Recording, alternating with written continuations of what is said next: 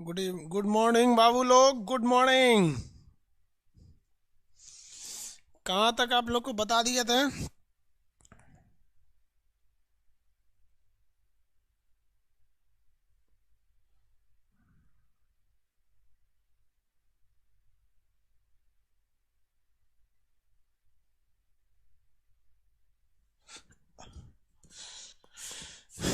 इतना सही है ना रोशनी? मेरे आंख पे पड़ रहा है इसलिए नीचे वाला बंद कर दिया। आप कहेंगे तो चालू कर देंगे, नहीं तो कोई दिक्कत नहीं। आप हमको ओरिजिनल कलर में ही देख लीजिए मेरे। हाँ, नीचे रहता है तो भभकते रहते हैं हम। आगे देखिए।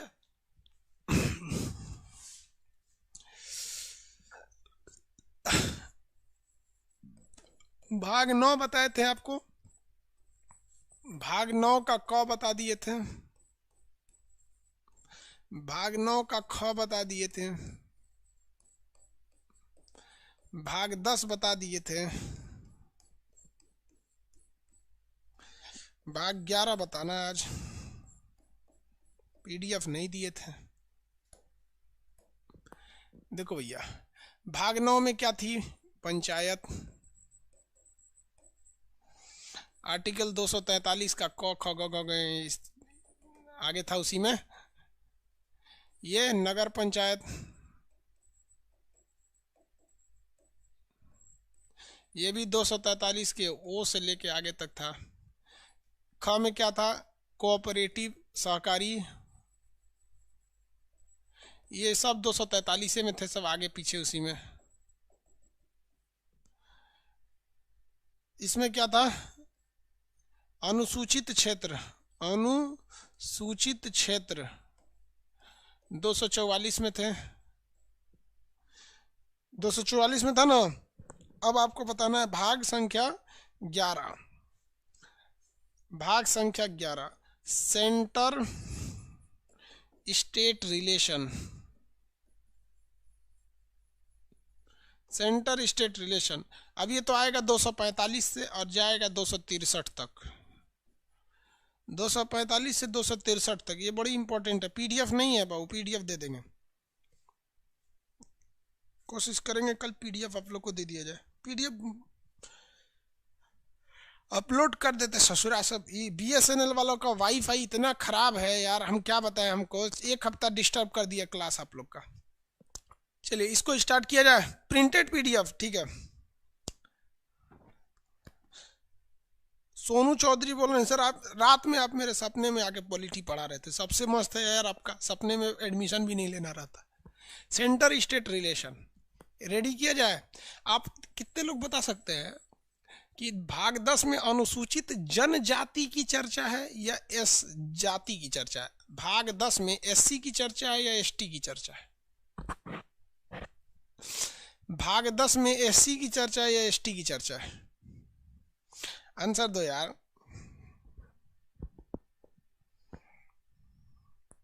एससी या एसटी? चलिए ठीक है, अच्छी बात है। एसटी की चर्चा है। उनके रिजर्वेशन की चर्चा है कि एरिया की चर्चा है? रिजर्वेशन की चर्चा है या एरिया की चर्चा है? रिजर्वेशन की चर्चा है या फिर एरिया की चर्चा है?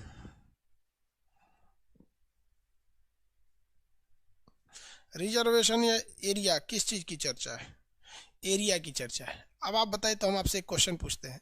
अगर सेंट्रल गवर्नमेंट ने कोई कानून बनाया कि हर राज्य से, कोई स्टेट के हैं, आपसे इतना टैक्स वसूला जाएगा, क्या सेंट्रल गवर्नमेंट या स्टेट गवर्नमेंट का कानून हू बहू अनुसूचित क्षेत्र यानी शेड्यूल्ड एरिया, जिसे आर्टिकल भाग 10 में रखा गया है, उस एरिया में लागू होगा?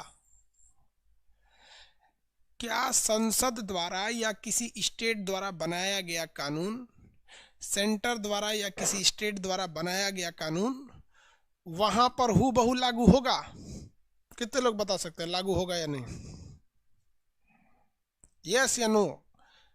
मान के चलिए कोई एरिया है, मेघालय का मिकीर एरिया है, क्या वहां पर सेंटर या स्टेट का बनाया गया कानून हू बहू लागू होगा या नहीं होगा? बताइए यस या नो करके। 70% कह रहा है अरे नो, लागू नहीं होता है। वो राष्ट्रपति डिसाइड करेंगे कि यहाँ कितना एरिया लागू होना चाहिए। इसके लिए कुछ कमोबेश, मतलब समझिए वो एक तरह से समझिए आपके देश में ना वो चौथा स्टेट है। जैसे सेंट्रल गवर्नमेंट होता है, एक स्टेट गवर्नमेंट होता है, एक यूनियन टेरिटरी होता है, वैसे ही वो आपका अलग स्टेट समझिए कि वो शेड्यूल स्टेट है, वो शेड्यूल एरिया है, शेड्यूल एरिया है। तो ये तो समझ में आ गया आपको। अब हमको मेनली आपको समझाना है भाग 11। क्या समझाना है भैया? भाग 11। भाग 11 में क्या समझाना है? भाग 11 में समझाना ये है कि इसमें सेंट्रल और स्टेट गवर्नमेंट की रिलेशन की चर्चा है। 255 से चालू होता है, 263 तक जाता है। 255 से जाता है, 263 तक जाता है। सेंट्रल गवर्नमेंट और स्टेट गवर्नमेंट में दो तरह के रिलेशन होते हैं। सेंट्रल गवर्नमेंट में और स्टेट गवर्नमेंट में कितने तरह के रिलेशन होते हैं? दो तरह के रिलेशन होते हैं। हम तो कहते हैं भैया तीन तरह के रिलेशन होते हैं। देखिए, पहला रिलेशन होता है विधायी संबंध। विधायी संबंध यानी लेजिस्लेटिव, लेजिस्लेटिव रिलेशन। दूसरा होता है आपका प्रशासनिक संबंध, एडमिनिस्ट्रेटिव रिलेशन, एडमिनिस्ट्रेटिव रिलेशन। और तीसरा होता है वित्तीय संबंध, फाइनेंशियल रिलेशन। कितने टाइप के रिलेशन होते हैं सेंट्रल गवर्नमेंट स्टेट गवर्नमेंट के?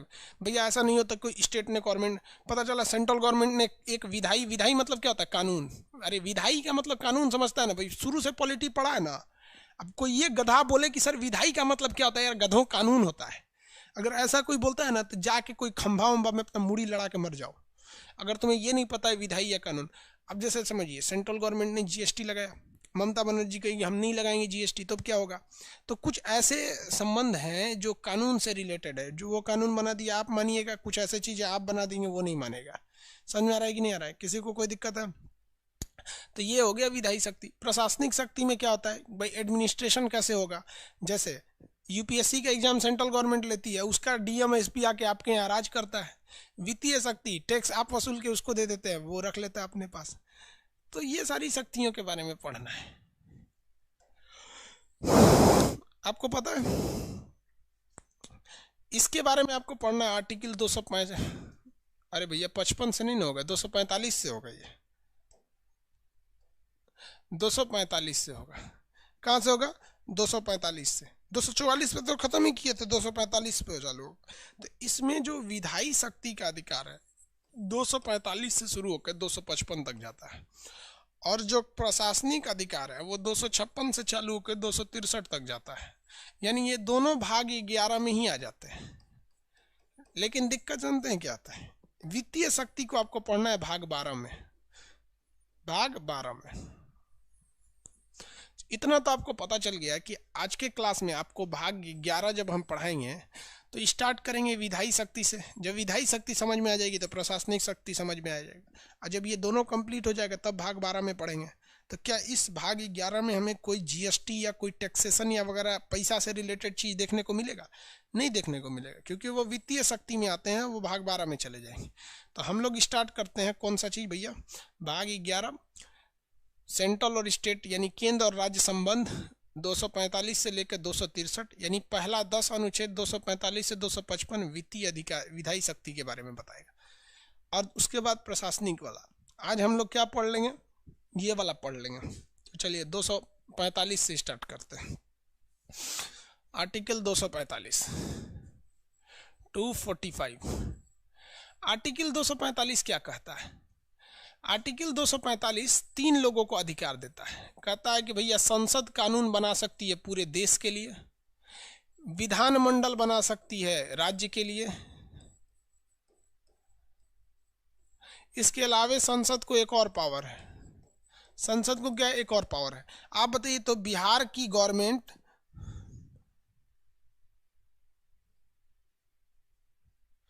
बताइए बिहार की गवर्नमेंट क्या कभी भी यूपी के लिए कानून बना सकती है? बताइए तो बहू, बिहार की गवर्नमेंट क्या यूपी के लिए कानून बना सकती है?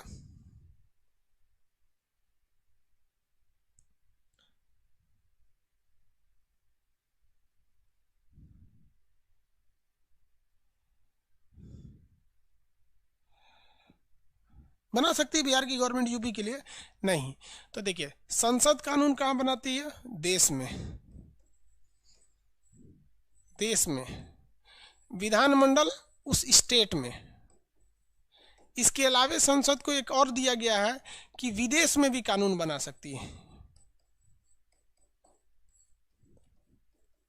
अब आप कहेंगे कि खान सर पगला गए संसद विदेश में कहां से कानून बना देगी? भैया बना देती है। संसद विदेश में कानून कैसे बना देती है? बना देती है। देखिए भैया, यहां समझा दिए ना, नहीं बना सकते। ये आपको बोला गया है वित्तीय शक्ति, विधायी शक्ति के तहत कि देखिए, संसद है, पूरे देश के लिए कानून बना सकती है, ठीक है। स्टेट गवर्नमेंट जो है, स्टेट गवर्नमेंट की विधानसभा अपने स्टेट के लिए कानून बना सकती है। ये तो आपको कोई कोई समझ में आता है। संसद जो है वो विदेश में भी कानून बना सकती है। जैसे आप देखिए कैसे बताते हैं, विदेश पे भी कानून लगा सकती है। हम लोग के एप्लीकेशन का पैसा इंडिया से आता है, बट यूट्यूब से जो पैसे आते हैं ना, वो विदेश से आते हैं, कैलिफोर्निया से, US$ में आता है। हम ऑनलाइन काम किए, सर्वर यूट्यूब का, चैनल यूट्यूब का। यूट्यूब कहाँ है? अमेरिका की कैलिफोर्निया में। ऐड कौन दिया? यूट्यूब ने दिया। गूगल एडसेंस से आया। पैसा कौन काट लिया? यूट्यूब ने काट लिया, अपना 45% काट लिया, 55% हमको दे दिया। तो इसमें स्टेट इंडिया की गवर्नमेंट की क्या योगदान थी? कोई नहीं। लेकिन फिर भी उस पर भी कहता है, खान साहब 45% आपका यूट्यूब काट लिया है, 30% हमसे कटवा लीजिए। कितना काट लिया? सबसे कम हमारे मिलता है 25%। समझा गया? तो विदेश में भी कानून बन सकते हैं। अगर मान के चलिए टाटा कंपनी है, टाटा कंपनी अमेरिका में जाके रेंज रोवर कार बेचती है, जगुआर बेचती है, कारखाना वहां पर, कर्मचारी वहां के, वर्कर वहां के, प्रचार वहां हुआ, सब कुछ वहां। वहां से जब पैसा यहाँ लाएगा तो कहते संसद नियम बना देगी कि तू वहां कमाया था ना, तो यो दे, तुम यो दे टैक्स वहां। तो अगर राष्ट्रीय हित का मामला है तो संसद विदेश पर भी कानून बना सकती है। विदेश पे भी क्या कर सकती है? कानून बना सकती है। लेकिन ये काम राज्य सरकार नहीं कर सकती। तो विधायी शक्ति, विधायी शक्ति 245 से शुरू होता है। पहले ही आप समझ गए, सबको बता देता है कि भैया आप कहाँ कहाँ शक्ति बना सकते हैं और कहाँ कहाँ कानून नहीं बना सकते हैं। किसी को कोई दिक्कत नहीं है? बफरिंग कर रहा है क्या? बफरिंग तो नहीं कर रहा है यार, तो फिर क्या परेशान है तुम लोग? बफरिंग नहीं कर रहा है। विधायी शक्ति ये समझ में आ गया? किसी को कोई दिक्कत है? लेकिन आर्टिकल आता है 246। इसमें कहा गया है कि ससुरा विवाद न हो जाए, इसलिए विषय का बंटवारा कर दिया गया, सब्जेक्ट बना दिए गए हैं, विषय यानी लिस्ट बना दिया गया है कि आप कहाँ कानून बनाएंगे, आप कहाँ कानून बनाएंगे। इसमें लिस्ट संख्या A है, लिस्ट संख्या B है और लिस्ट संख्या C है। कितने लिस्ट है? 3 लिस्ट। एक लिस्ट को कहते हैं संघ सूची। संघ सूची, संघ सूची पे कानून कौन बनाएगा? सेंट्रल गवर्नमेंट, इसलिए इसे यूनियन लिस्ट कहते हैं। दूसरा है राज्य सूची, स्टेट लिस्ट, इसमें कानून कौन बनाएगा? राज्य सरकार बनाएगा। एक है समवर्ती सूची, समवर्ती सूची, भैया इस पे दोनों मिलके कानून बना देंगे। अब आप बताओ भैया, संघ सूची में कानून कौन बनाएगा? तो भैया देखिए, जो मामले देश हित के होते हैं उसे संघ सूची में डाल दिया जाता है और कहा जाता है इस पर कानून बनाएगी सेंट्रल गवर्नमेंट। Central government. जो मुद्दे राज्य हित के होते हैं उसे हम लोग राज्य सूची में डाल देते हैं, कहते हैं इस पे कानून बनाएगी स्टेट गवर्नमेंट। और जो मुद्दे जनता के लिए होती है, जनता की भलाई के लिए होती है, उसे डाल दिया जाता है, इसमें कहा जाता है इसमें सेंट्रल और स्टेट दोनों कानून बनाएंगे, सेंटर और स्टेट दोनों कानून बनाएंगे। तो यहाँ तो ये बोल दिया कि भैया संसद देश के लिए कानून बनाएगी, विधानमंडल राज्य के लिए बनाएगी, संसद को अधिकार है कि विदेश में भी कानून बना सकती है भारतीयों पे जो भारत के फायदे के लिए होंगे। लेकिन दिक्कत यहाँ ये आ जाती, अगर हम लोग ये नहीं देखते हैं, 246 नहीं देते, तो सोचा कोनों कोनों पे कानून बना देता। केंद्र सरकार GST पे बनाई है तो नीतीश कुमार GST पे बना देते। उधर ममता बनर्जी कहती हमारा अलग GST रहेगा, Bengal GST, BGST, Bengal GST। उधर शिवसेना कहते MGST, महाराष्ट्र GST, रद्द कर देता सब। इसलिए कह दिया गया है कि देख भैया, फिक्स कर दिया गया है कि संघ सूची में 100 विषयों को रख दिया गया। कहा गया ये 100 विषय ऐसे हैं जो देश के लिए जरूरी हैं और इस पे सेंट्रल गवर्नमेंट ही कानून बनाएगी, राज्य सरकार टुकुर टुकुर देखेगी। जैसे नोटबंदी, जैसे बैंकिंग का नियम, जैसे रेलवे, जैसे सेना, वायुसेना, पोस्ट ऑफिस, क्या बिहार का पोस्ट ऑफिस अलग है, राजस्थान का अलग, मध्य प्रदेश का अलग? नहीं, ये देश के लिए जरूरी है, ये उन्हीं को देखना है। वायुयान, एयरपोर्ट अथॉरिटी, ये सब सेंट्रल गवर्नमेंट रख ली है। तो 100 ऐसे सब्जेक्ट हैं जो देश के लिए सही थे, उस पर कानून बना दिए। अब इस पर राज्य सरकार तो कभी फड़फड़ाएंगे ही नहीं, फड़फड़ाएंगे। समझ में आएगी नहीं आ गया? अब स्टेट वालों ने कहा कि भैया हमें भी कुछ शक्ति दे दीजिए। तो स्टेट वालों को क्या दिया गया था भैया? इन्हें भी शक्ति दिया गया। इन्हें शक्ति दिया गया था 66 विषय पर। कितने? 66 सब्जेक्ट पे शक्ति दिया गया था, 66 विषय पर, जो घटाकर बाद में 61 कर दिया गया। घटाकर कितना कर दिया गया? 61 कर दिया गया। पहले ये कानून कितने विषय पे बना सकते थे? 66, लेकिन बाद में इसे 61 कर दिया गया। क्यों? तो आप कहेंगे कि सर बवाल तो हुआ होगा जब इसे 66 से घटाकर 61 किया गया होगा, तो जेन्युइन है कि राज्य सरकार के अधिकार को छीना गया। जो राज्य सरकारें पहले 66 विषय पर कानून बना सकती थी, अब केवल 61 पे बनाएंगी, यानी इनसे 5 अधिकार छीन लिया गया। अब 5 अगर सेंट्रल को दे देंगे तो खुला दुश्मनी हो जाएगा कि भैया तुम हमसे अधिकार छीन के अपने पास ले रहे हो। तो कहा गया कि देखो भैया हम दुश्मनी नहीं ले रहे हैं। दुश्मनी क्यों नहीं ले रहे हैं? कि जो ये आपकी समवर्ती सूची थी, इसमें 47 विषय थे पहले, इसको बढ़ा के कह दिया गया 52। क्या कर दिया गया? 52। यानी जो पहले केवल राज्य सरकार के पास था, उसको संशोधन करके कहाँ उठा दिया? समवर्ती में। इसमें कहा गया है कि सेंट्रल और स्टेट दोनों कानून बनाएगी। जैसे जंगल विभाग, वन विभाग, पहले वन विभाग की जिम्मेदारी किसकी थी? राज्य सरकार की। राज्य सरकार छोड़ देती थी, जंगल कट रहा है, कोई दिक्कत नहीं है, तो उसे उठाकर किस में भेज दिया गया? समवर्ती में। अब सेंट्रल गवर्नमेंट भी जंगल पे कानून बना देती है, राज्य सरकार भी बना देती है।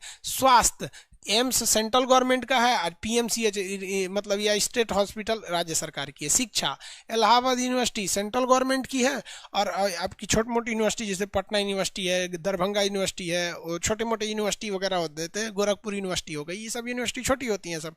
तो ये सेंट्रल गवर्नमेंट से हटा के स्टेट गवर्नमेंट को, मतलब ये इस पर दोनों कानून बना सकते हैं। आप बताइए कि अगर कहीं भी संविधान में ये जो 5 विषय कम किए गए थे, स्टेट गवर्नमेंट से काट लिए गए थे, और वो 5 विषय से काट के 66 से घटा के 61 किया गया था, अगर हम इसे दे देते सेंट्रल गवर्नमेंट को, इसे दे देते सेंट्रल गवर्नमेंट को, तो बवाल हुआ रहता या नहीं हुआ रहता? ये बताइए, यस या नो में बदल दीजिए। भारत में बवाल हुआ रहता है कि नहीं? क्योंकि देश में आप राज्य सरकार की 5-5 शक्तियां छीन के अपने पास रख ली हैं, क्या बवाल होता या नहीं होता? क्योंकि हर स्टेट में अलग अलग पार्टियों की सरकार होती है, कोई जरूरी नहीं कि हमेशा उसी की सरकार हो। बवाल होता या नहीं? सब कह रहा है यस सर बवाल होता, एकदम बवाल होता। देखिए एकदम बवाल होता।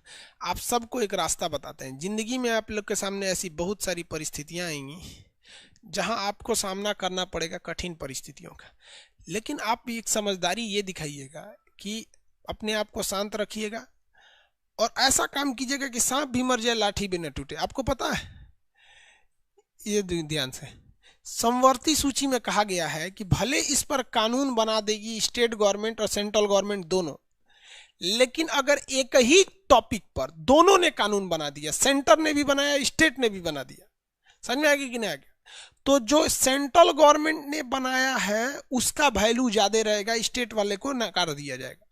इसका मतलब ये हुआ कि सेंट्रल गवर्नमेंट ने इन 5 विषयों को इसमें से हटाकर इसमें डाल दिया, तो राज्य सरकार झगड़ा भी नहीं कर पाए और केंद्र सरकार की मनमानी भी चल जाएगी। अगर राज्य सरकार ने कानून बना दिया कि मैट्रिक में किसी को फेल नहीं किया जाएगा, क्योंकि शिक्षा को उठा के इसमें डाला गया है समवर्ती सूची में, मैट्रिक यानी 10th के इस एग्जाम में किसी को फेल नहीं किया जाएगा, राज्य सरकार ने नियम बना दिया। सेंट्रल गवर्नमेंट ने कहा कि नहीं ये नियम गलत है, दुनिया में लोग हंसेंगे कि यहाँ तो मैट्रिक पढ़ो ना पढ़ो पासे हो जाते हो, तो वो क्या करेगा, शिक्षा उसका पता है समवर्ती सूची में, वो कानून बना दे नहीं मैट्रिक में फेल हो जाएंगे, अगर पास नंबर कम रहेगा तो फेल हो जाएंगे।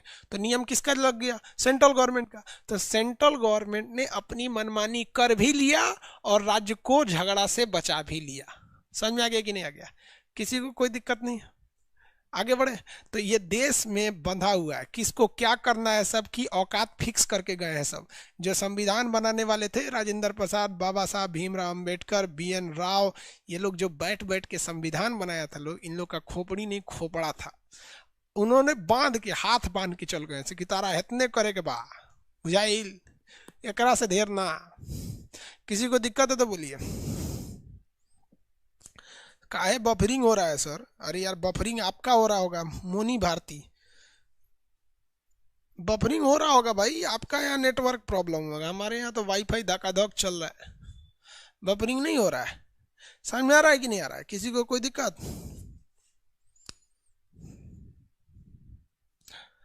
इतना तो समझ में आ रहा, मजा आता है कि नहीं? कि पॉलिटी पढ़ने में बहुत मस्त सब्जेक्ट है पॉलिटी, एकदम दुनिया दिखता है। मोदी जी की यही क्षमता है यार, योगी जी की ये क्षमता, नीतीश कुमार ये कर सकते हैं, ममता बनर्जी ये कर सकते हैं, गजब समझ में आता है यार। एक छोटी सी किताब ने पूरे देश को हिला के रख दिया है, संविधान। किसी को यहां तक में दिक्कत है तो बताइए, किसी को यहां तक में दिक्कत है? कोई दिक्कत नहीं है। तो अब 47 देख लेते हैं, 46 देख लिए तो 47 नहीं दिक्कत है। अच्छा सर, ये पूरा टॉपिक बताएं। ये भैया ये टॉपिक जो पढ़ना है ना, ये आपको अनुसूची में पढ़ना है। अनुसूची 7 जब पढ़ाएंगे ना, तो अनुसूची 7 में इन सूचियों के बारे में बता देंगे, कौन कौन से चीज को कहाँ रखा गया है। हालांकि हम आपको हिंट दे दिए हैं, जो देश के लिए जरूरी था उसने सेंट्रल को सौंप दिया, जो राज्य के लिए जरूरी था स्टेट यूनियन लिस्ट में सौंप दिया, जो जनता के लिए था जरूरी था दोनों में सौंप दिया। अब आप बताइए ना, जन परिवार परिवार नियोजन यानी बच्चे कम पैदा कीजिए, फैमिली प्लानिंग, परिवार नियोजन। अब आप खुद से सोच के देखो यार, कि अगर ये केवल सेंट्रल गवर्नमेंट की जिम्मेदारी रहती तो मोदी जी चिल्लाते, देखो हमको पोता खिलाने की जगह पे तोता खिला रहे हैं। मतलब वो एक तो नहीं, यूट्यूब पे बड़ी फेमस हुआ है, इसे बता रहा है वहाँ पे। तो मोदी जी क्या कहते, देखो हमारे पास लड़के नहीं है। अडवाणी जी बोलते हैं हमरो, देखो ये योगी जी कहते हैं हमरो नहीं है। तो सेंट्रल गवर्नमेंट वाले तो भाई अपना बता देते सब, लेकिन राज्य सरकार कहती नहीं नहीं, खूब धड़ाधड़ पैदा करो, दिक्कत हो जाता है। इसलिए उठा के किस में डाल दिया, जनगणना, सॉरी परिवार नियोजन समवर्ती सूची में डाल दिया। परिवार नियोजन किस में डाल दिया, समवर्ती सूची में डाल दिया। तो परिवार नियोजन जो होता है वो समवर्ती सूची में डाल देता है। तब से राज्य सरकार भी कहते हैं हम दो हमारे दो, और सेंट्रल गवर्नमेंट भी कहती है हम दो हमारे दो। और अगर ये राज्य सूची में सेंट्रल उसमें रहता है तो दिक्कत हो जाता है। केंद्र सरकार कहती है हम दो हमारे दो, राज्य सरकार कहती है हम दो हमारे होने दो, दिक्कत हो जाता है। लेकिन जनगणना मतलब कितने बच्चे हो गए इसकी गिनती करने की जिम्मेदारी सेंट्रल गवर्नमेंट को दिया गया है। अब आप कहेंगे ऐसा का है, तो देखो भैया, कोई राजस्थान का लड़का है, अब वो कमाने के लिए चला गया दिल्ली, और अगर जनगणना की जिम्मेदारी राज्य सरकार को दी गई रहती, जनगणना की पॉपुलेशन की काउंटिंग की जिम्मेदारी, तो राजस्थान वाला तो जोड़ता है कि हमारे यहाँ एगो लड़का है, लेकिन वो लड़का कहाँ कमाने गया है, दिल्ली में। और फिर केजरीवालों गिन देता कि हमारे यहाँ इतना लोग हैं, तो एक के आदमी दो बार गिना जाता है, इसलिए कह दिया कि हटाओ। अब वो सेंट्रल गवर्नमेंट गिनती है कौन कहाँ है, धड़ धड़ा के गिन देती है रजिस्ट्रार जनरल के थ्रू। तो जनगणना को सेंट्रल गवर्नमेंट है, याद रखिए, जनगणना गिनती करना सेंट्रल गवर्नमेंट, लेकिन परिवार नियोजन कम बच्चे होना किसकी जिम्मेदारी है, ये जिम्मेदारी है दोनों की। यार एक चीज देखो, कम पढ़े लिखे लोग और गरीब लोग बड़ी ज्यादा बच्चे पैदा करते हैं। सोचा हमको लोग कंफ्यूजन हो जाता है यार, 5 गो अगर लड़के हो जाए तो कंफ्यूजन में हो जाएगा। सोचा कौन सब है, सब की नहीं, रात को गिनती करना पड़ेगा, पहल का दूसर का तीसर का चौथा पांचवा, पागल हो जाएगा आदमी, इसमें नामे नहीं मिलेगा। अच्छा अच्छा, समझ में आ गया कि नहीं आ गया? सबसे अच्छा परिवार होता है एगो लड़का एक ठो लड़की, बेस्ट परिवार, एक लड़का एक लड़की हो जाए यहाँ। लेकिन देश की एक समस्या भी है यार, हमारे यहाँ लड़कियों के लिए जॉब अपॉर्चुनिटी ना के बराबर है, बहुत कम है। दिल्ली मुंबई बेंगलोर बड़े शहर में रहते हैं तो ठीक है, अब गांव में रहती हैं तो लड़की क्या कर लेगी बेचारी, कौन सा काम कर लेगी, कुछ नहीं है कि नहीं। हाँ, लड़की कब काम कर सकती है, कब कमा सकती है, जब बहुत पढ़ी लिखेगी तब। लड़कवा नहीं पढ़ा तो मजदूरी कर लेगा, डेली 400 रुपया लेके चलाएगा। इसलिए गांव में लोग लड़कियों से ज्यादा लड़कों को प्रेफरेंस देते हैं, और समाज भले कहते रहता है कि हम लड़का लड़की में क्या फ़र्क है। जिस दिन ये देश लड़कों के लिए और लड़कियों के लिए बराबर मौका उपलब्ध करा देगा, उस दिन लड़के लड़कियों में कोई फ़र्क नहीं रहेगा। अब आप बताओ, एक लड़की अनपढ़ है तो क्या करेगी, बर्तन वर्तन मांजेगी, इसके सिवा तो कुछ कर नहीं सकती है। लेकिन लड़कवा वो भी बर्तन मांजेगी तो जिसके यहाँ जाएगी वो उल्टा सीधा बोलेगा। इसलिए थोड़ा सा जनगणना बढ़ने, जनसंख्या बढ़ने लगती है। आगे बढ़े।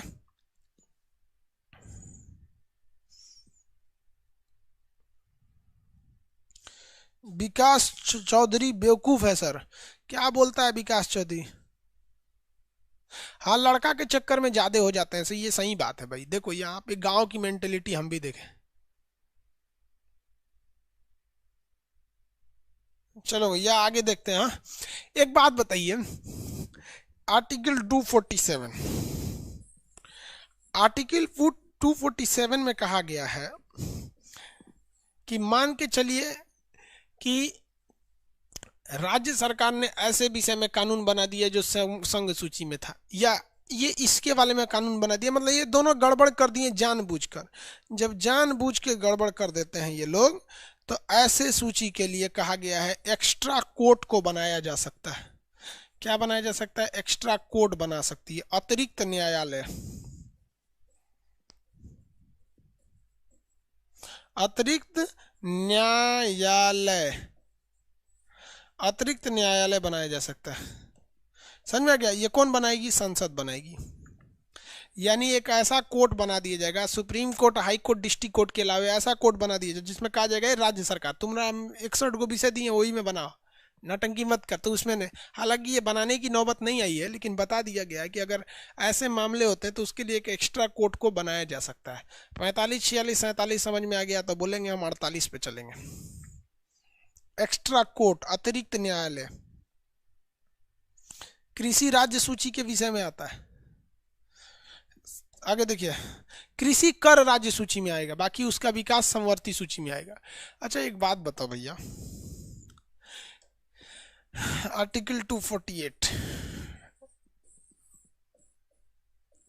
कौन कौन विषय आएंगे हम आपको बताएं ना, जब अनुसूची पढ़ाएंगे तब आपको विषय पढ़ा देंगे। यहाँ आप ट्रैक से मत हटिए।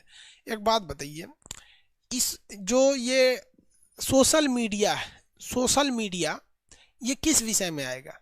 व्हाट्सअप, फेसबुक, ऑनलाइन क्लास लेना, ये किस में आएगा? Online class. मेरा एप्लीकेशन किस में आएगा? बताइए, मेरा एप्लीकेशन किस में आएगा? मेरा एप्लीकेशन किस में आएगा?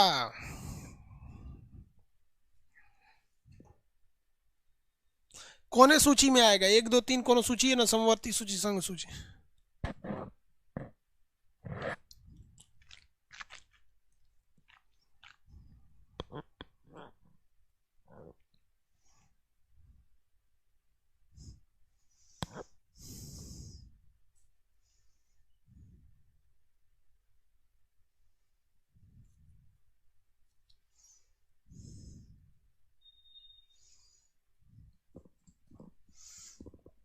किसी में नहीं आएगा, किसी में नहीं आएगा, क्योंकि जब संविधान बना था और जब ये लागू हुआ 26 जनवरी 1950, तो ऐसा कोई ऑनलाइन सिस्टम नहीं था। उस समय मोबाइल के भी आविष्कार नहीं हुए थे, गूगल प्ले स्टोर उस समय नहीं था, तो आपने कैसे उठा के इसमें ठोक दिया?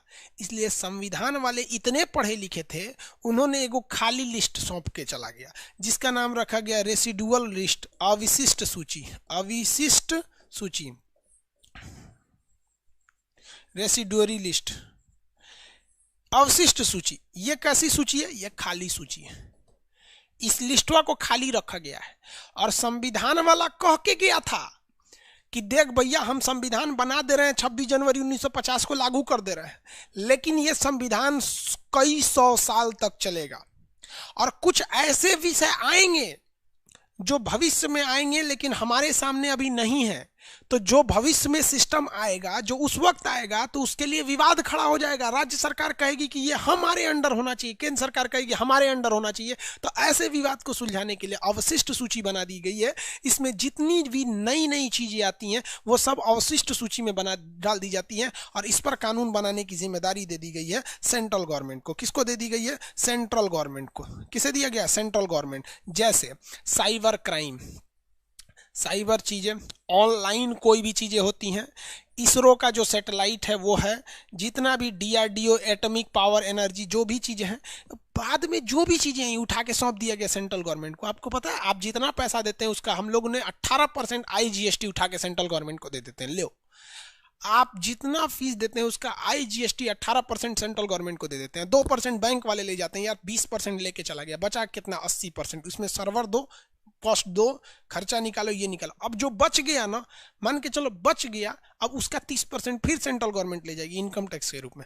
तो देखो जितनी ऑनलाइन चीजें होती हैं या जितना साइबर होता है, ऑनलाइन होता है, अमेजोन, फ्लिपकार्ट, जोमेटो, स्विगी, ओला, उबर, ये सब पर कानून केंद्र सरकार बनाती है। सोचो संविधान वालों का खोपड़ी ससुरा खाली लिस्ट लेके गया है, खलिया लिस्ट लिख के गया है कि जो जो चीज नया आएगा वो होगा।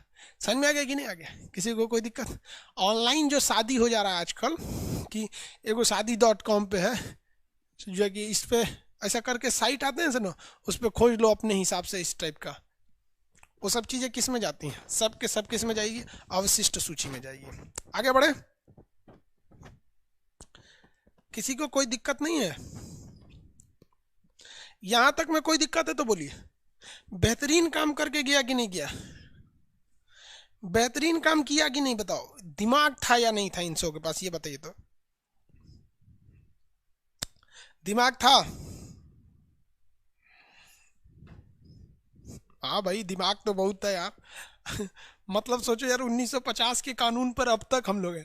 1950 का जो टेलीफोन था वो अब बर्बाद हो गया।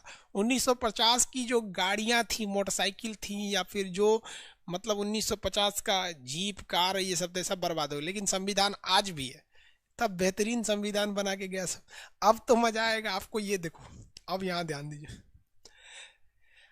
यार, एक बात बताइए, सेंट्रल गवर्नमेंट चाह के भी क्या इसमें कानून बना सकती है? राज्य सूची में नहीं बना सकती है, चाह के भी नहीं बना सकती है। तो देखिए क्या कहा गया है, 249 और 250 आप अच्छे से पढ़िएगा वरना बर्बाद हो जाइएगा। अच्छे से पढ़िए ध्यान से। 249 क्या कहता है? आर्टिकल 249 कहता है कि राज्य सूची के विषय में भी कानून बनाया जा सकता है। किसमें? राज्य सूची में। राज्य सूची में देखिए, राष्ट्र के हित के लिए, राष्ट्र हित यानी देश के लिए, राष्ट्र हित में राज्यसभा 2/3 बहुमत से अगर प्रस्ताव पारित कर दे, 2/3 बहुमत से प्रस्ताव पारित कर दे, तो राज्य सूची के जो विषय हैं, राज्य सूची के विषय यानी जो राज्य सूची में 61 विषय हैं, इस पर कानून कौन बना लेगी? संसद बना लेगी। इस पर कानून कौन बना सकती है? संसद बना सकती है। सोचिए, कोई इमरजेंसी नहीं लगा है, कोई कुछ नहीं हुआ है, लेकिन राज्यसभा कहेगी कि नहीं, ये मुद्दा राष्ट्र हित में है, देश की भलाई के लिए यहाँ कानून लगना चाहिए। क्या होगी? तो राज्यसभा 2/3 बहुमत से पारित कर देगी। तो यह प्रस्ताव राज्य सूची में भी है तो भी संसद कानून बना देगी। अब बताइए, संसद में तो लोकसभा और राज्यसभा भी आ जाते हैं सब, इसमें तो लोकसभा प्लस राज्यसभा दोनों आते हैं। यानी ये कानून बनना चाहिए कि नहीं बनना चाहिए, इसकी स्टार्टिंग कौन करेगा? राज्यसभा। तो यहाँ आपको लगता है लोकसभा से ज्यादा पावरफुल राज्यसभा हो गई कि नहीं हो गई? यानी लोकसभा पावरफुल होने के बावजूद यहाँ कमजोर प्रतीत होता है। कहाँ पर? जब राज्य सूची के किसी विषय में कानून बनाना होता है, बिना किसी इमरजेंसी के, बिना किसी मतलब के, अगर राज्यसभा ने ये डिसाइड कर दिया, 2/3 बहुमत से पारित कर दिया कि नहीं ये राष्ट्र हित में होना चाहिए, ऐसा कानून होना चाहिए, तो वहाँ कानून बन जाएगा। जैसे, सुनिए ध्यान से, जैसे दिल्ली की राज्य सूची के अंतर्गत में ये आया है कि दिल्ली में कहाँ मेला लगेगा, कहाँ भीड़ का जमावड़ा होगा, कहाँ प्रदर्शन होगा, ये दिल्ली के मुख्यमंत्री समझेंगे, ये राज्य सूची का विषय है, केंद्र सरकार नहीं हस्तक्षेप करेगी। लेकिन किसानों के आंदोलन होने के कारण, किसान जो बड़े पैमाने पर आंदोलन कर रहे हैं, तो राज्यसभा अगर ये प्रस्ताव पारित कर दे कि मुख्यमंत्री अरविंद केजरीवाल से यह अधिकार छीन लिया जाता है कि वह प्रदर्शन करने के लिए जगह मुहैया कराएंगे, और लोकसभा ने भी पारित कर दिया, तो वो राज्य सूची के विषय में होने के बावजूद भी अब वहाँ अरविंद केजरीवाल कुछ नहीं कर सकते हैं, और सेंट्रल गवर्नमेंट अपनी मनमानी करके जेसीबी बुला के सब सरदार लोग को फेंकवा देगी वहां पर। समझ में आ गया कि नहीं आ गया? किसी को दिक्कत? क्या ये इमरजेंसी की तरह नहीं दिख रहा है? बताइए। यानी राज्य सरकार की कोई अहमियत नहीं है, यानी केंद्र सरकार में बीजेपी का राज्यसभा में भी बहुमत है, लोकसभा में बहुमत। इसका मतलब इसका मिसयूज हो सकता था या नहीं हो सकता था? आप बताइए। आप अगर मेंस लिखिएगा तो आप तो कहिएगा भैया इसका मिसयूज हो सकता है, क्योंकि सेंट्रल गवर्नमेंट किसी राज्य को उखाड़ के फेंक देगी। भैया इमरजेंसी लगाने की जरूरत नहीं है, ऐसे उखाड़ के फेंक देगी। हाँ यार, अमित कुमार गुप्ता आप क्या कर रहे हैं? 20 बार समझ में नहीं आता है? आपका नाम पढ़ते रहेंगे यहाँ हम।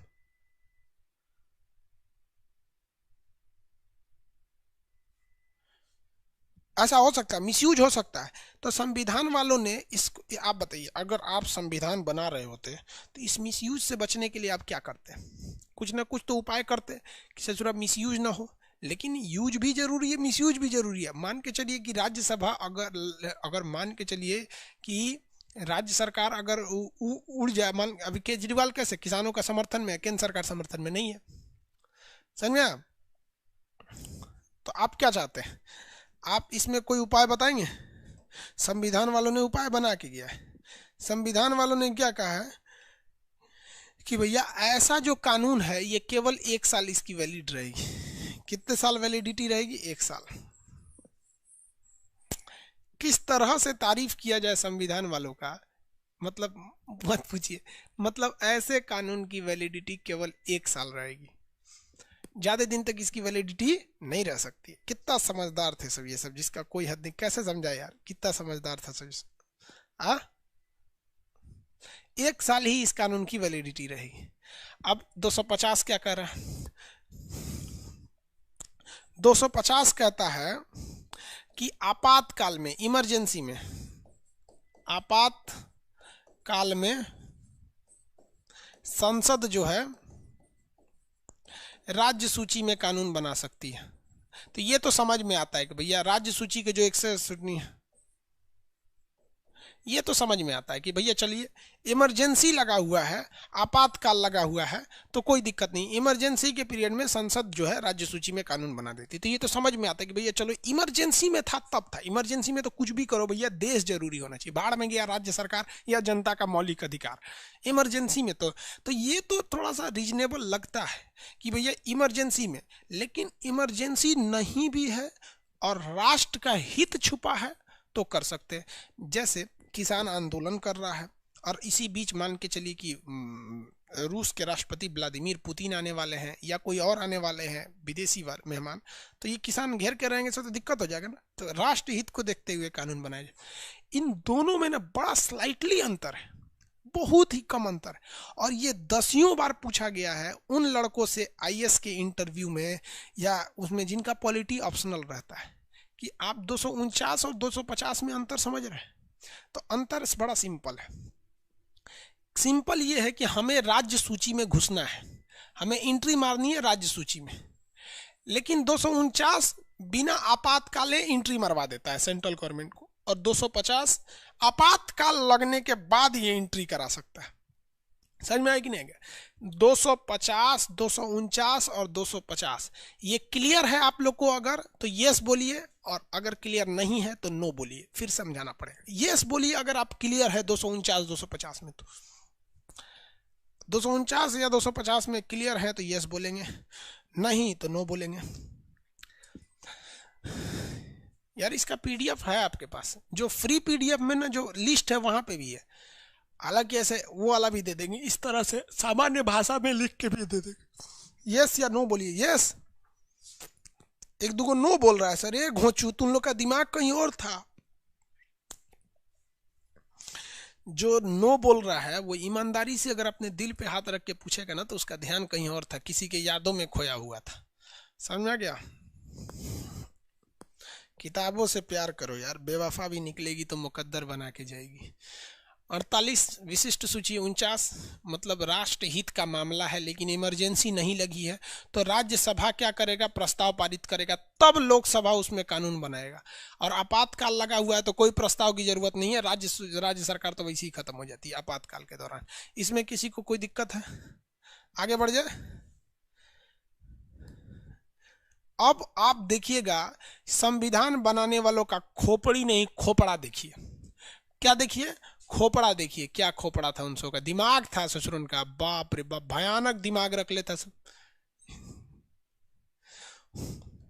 उनकी दिमाग इतनी जबरदस्ती कि हम लोग को आज तक पढ़ाना पड़ता है। देखिए यहां 245 में क्या बोला है?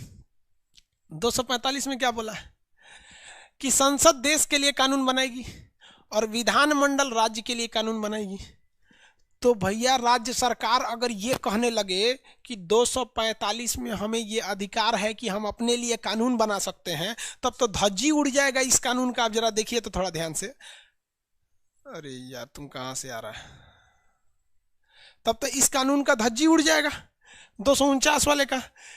अब मान के चलिए 200 कोई स्टेट है, मान के चलिए एमपी, मध्य प्रदेश में कोई बवाल हुआ है, तो 249 में राष्ट्रीय हित को ध्यान में रखते हुए 249 के तहत केंद्र सरकार ने कानून बना दिया, या आपातकाल को देखते हुए 250 के तहत कानून बना दिया।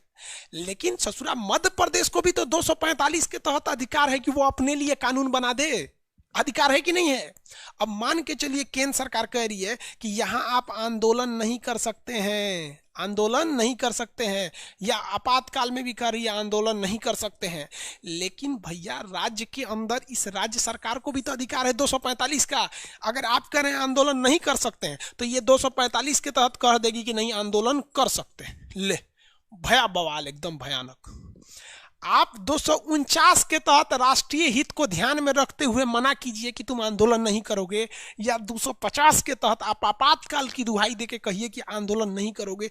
लेकिन राज्य सरकार को तो अधिकार 245 पहले दे के रखा है कि भैया तुम आंदोलन का तुम कानून बना सकते हो। तब हुआ बवाल, तब हुआ बवाल। अब बता भैया इससे कैसे निकला जाए? समझ में आ रहा है कि नहीं आ रहा है? तो इसी से निपटने के लिए बना दिया गया अनुच्छेद 251, आर्टिकल 251। कहा गया है कि जब कभी भी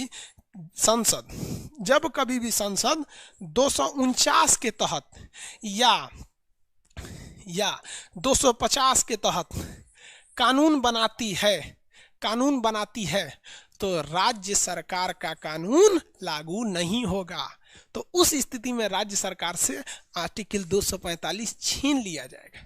उस स्थिति में राज्य सरकार से आर्टिकल 245 छीन लिया जाएगा, अदरवाइज में वो रहेगा। नहीं तो बवाल हो जाएगा। क्या हो जाएगा? बवाल हो जाएगा। समझ में आ रहा है कि नहीं आ रहा है? किसी को दिक्कत? आगे बढ़े। मैप का बुक कब तक आएगा? श्याम बिहारी आ जाएगा भाई। टाइम हो गया सर खाना बनाने का, हमको खुदे भूख लगा है। देख हमारा खाना यहाँ रखा हुआ है, देख लो। सुबह से हम भी कुछ नहीं किए, यही खाना है मेरा, इसी को खा के रह जाते हैं हम। खाओगे? क्या खाना है भैया?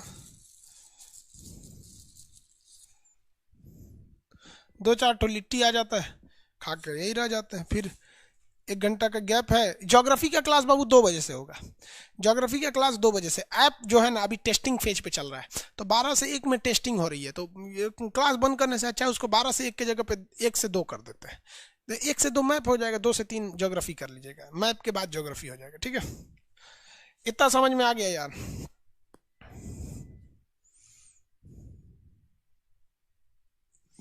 इतना समझ में आया कि नहीं आ गया?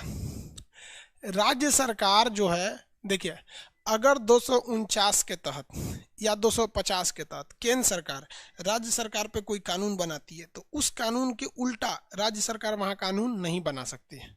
उस कानून के उल्टा राज्य सरकार वहां कानून नहीं बना सकती। ये किस में बोला गया भैया? आर्टिकल 251 में बोला गया। अब आगे का क्लास कल समझेंगे लोग, आगे का क्लास कल होगा। किसी को कोई दिक्कत नहीं? चलिए आगे